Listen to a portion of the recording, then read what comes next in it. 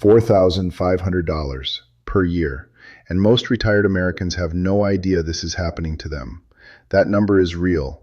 It is the average amount a retiree loses every single year because they are paying state income tax on their Social Security benefits.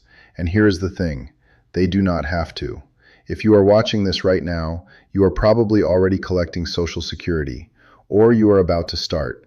Either way, what I am about to tell you directly affects your bank account, not your neighbors, not your financial advisors, yours. Because where you live in retirement is one of the most powerful financial decisions you will ever make. Most people pick a state based on weather or family. They never think about taxes. That is a mistake that costs thousands of dollars every single year. And the worst part? The rules are already written. They are sitting in state tax codes right now, but nobody is talking about them. You deserve to know what those rules actually say. So let's get into it. Here's what the IRS can legally do to your Social Security income. And yes, I said legally. First, the federal government can tax up to 85% of your Social Security benefits. That is not a rumor. That is written directly into Internal Revenue Code Section 86. It means if your combined income, that is your adjusted gross income, plus non-taxable interest, plus half of your Social Security, goes above a certain threshold, the IRS gets to take a cut. For a single filer, that threshold starts at just $25,000 per year. For a married couple filing jointly, it starts at $32,000.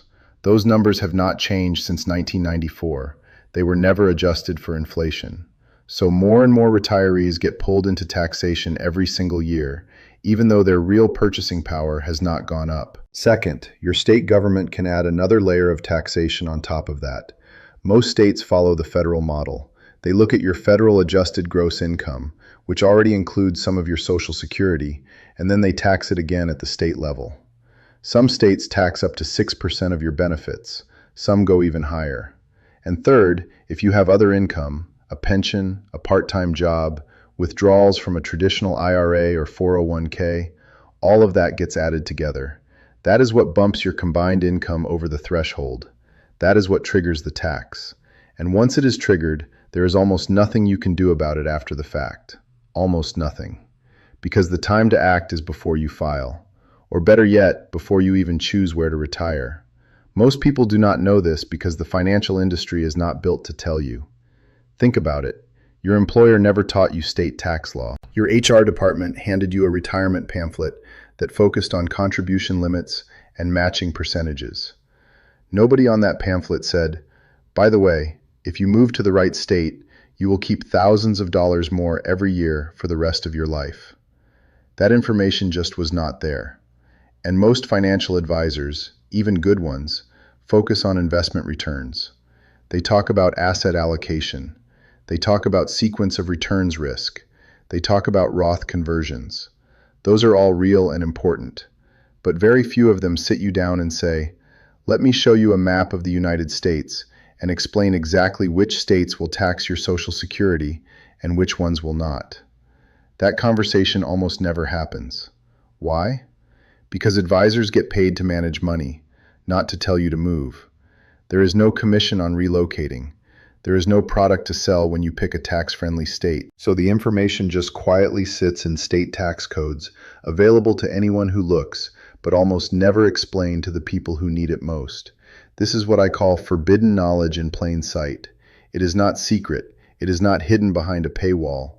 It is just never explained in simple terms to the people who are actually retired and actually losing money right now. And here is why it matters even more than most people realize. If you are 65 years old today and you are losing $4,500 per year to avoidable state taxes on your Social Security, and you live another 20 years, which is very realistic for a healthy retiree, you are looking at $90,000 gone. Not because of the markets, not because of bad investments, simply because of where you chose to live. That number changes everything. So let me tell you about the 8 states where this does not happen. These are states where your Social Security income is completely exempt from state income tax, either by law or because the state has no income tax at all. The first group of states to understand is the no income tax states. These are states that do not collect any state income tax at all. If there is no income tax, There is nothing to apply to your Social Security. It is exempt by default. Right now, there are several states in this category, but for retirees, 8 of them stand out as the most livable and most financially friendly. Florida is the one most people have heard of. There is no state income tax in Florida. That is written into the Florida Constitution. It is not a temporary rule. It is not a political favor that can be taken away next session. It is constitutionally protected. So if you live in Florida and you collect Social Security, that income is never touched by state taxes. Now here is a real dollar example. Say you collect $24,000 per year in Social Security benefits.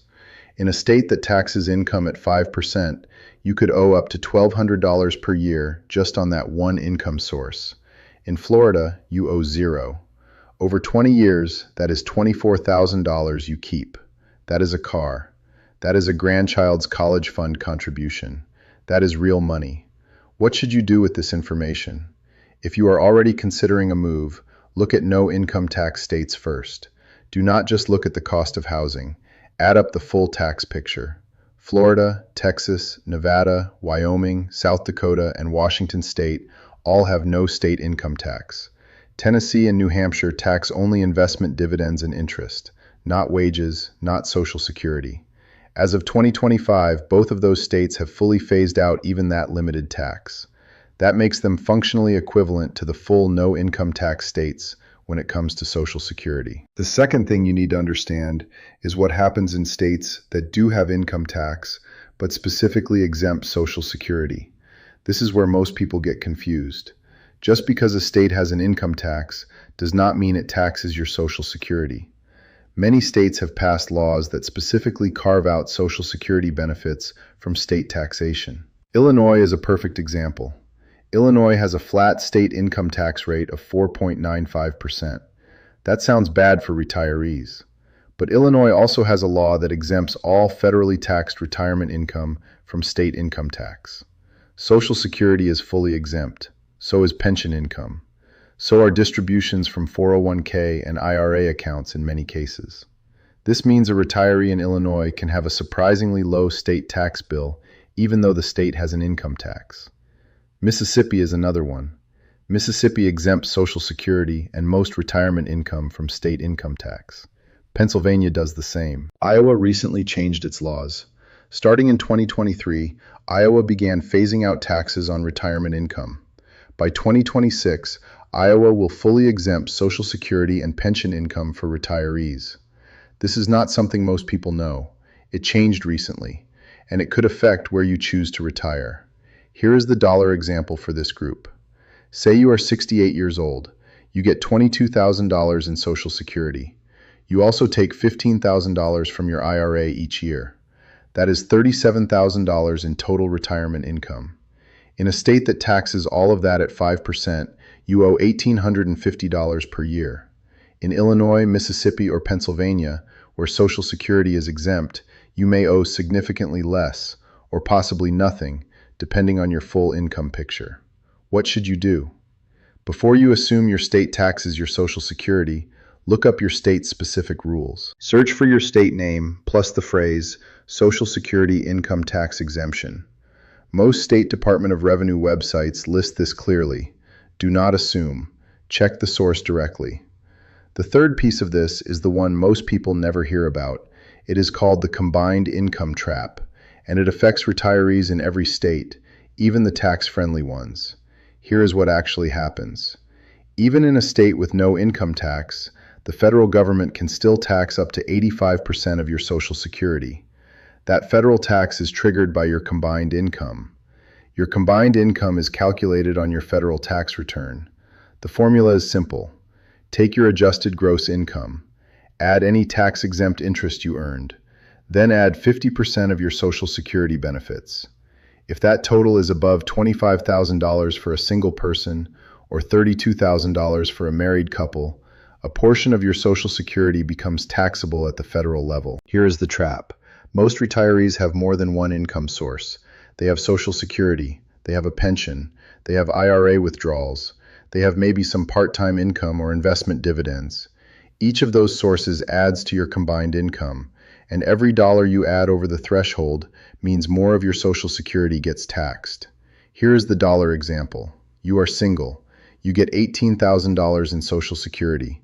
You take $12,000 from your traditional IRA. Your combined income is $12,000 plus $9,000, which is 50% of $18,000, for a total of $21,000. That is below the $25,000 threshold, so none of your Social Security is federally taxed. But now say you take an extra $5,000 from your IRA for a home repair. Now your combined income is $26,000. You just crossed the threshold. Up to 50% of your Social Security, that is $9,000, is now taxable at the federal level. You did not earn more in any meaningful sense. You just crossed an invisible line. What can you do about this? The most powerful strategy is to manage your IRA withdrawals carefully. Consider doing Roth conversions in your early retirement years before you start Social Security to reduce the size of your traditional IRA. Smaller IRA balances mean smaller required minimum distributions later. Smaller required minimum distributions mean lower combined income. Lower combined income means less of your Social Security gets taxed. This is legal. The IRS knows about it. They wrote the rules that allow it. You just have to know to use it. Here is what you need to do. Right now. Today. Before it is too late to change your tax picture for this year. Step 1. Find out if your state taxes Social Security income. Go to your state's Department of Revenue website. Look for the section on retirement income or Social Security exemptions. This takes 10 minutes. It is free, and it will tell you exactly where you stand. Step 2. Calculate your combined income using the IRS formula. Take your adjusted gross income from last year's tax return. That is line 11 on your Form 1040. Add any tax-exempt interest from line 2A. Then add 50% of the Social Security income shown on line 6A. If that total is close to $25,000 for single filers or $32,000 for married filers, you are near the trigger point. You need to manage what happens next. Step 3. If you are between ages 60 and 72 and you have not yet started Social Security, think carefully about when to claim. Delaying Social Security past age 62 increases your monthly benefit by approximately 8% per year until age 70. A larger benefit later may be more valuable than a smaller benefit now, especially if your other income is already pushing you toward the tax threshold. Step 4. If you are taking IRA withdrawals, consider whether a Roth conversion makes sense in your situation. If you are in a low-income year, maybe you are not yet taking Social Security, or you had fewer withdrawals this year, you can convert a portion of your traditional IRA to a Roth IRA. You pay ordinary income tax on the conversion now, but future withdrawals from the Roth are tax-free, and Roth IRAs do not count toward your combined income. This directly reduces how much of your future Social Security gets taxed. The deadline for conversions that count for a given tax year is December 31st of that year, not April 15th, December 31st. Step 5. If you are genuinely considering a move in retirement, compare the full tax picture of your destination state. Look at income tax, property tax, sales tax, and estate tax. Some states look great on one dimension and expensive on another. The goal is to find a state where your total tax burden is low across all categories, not just Social Security.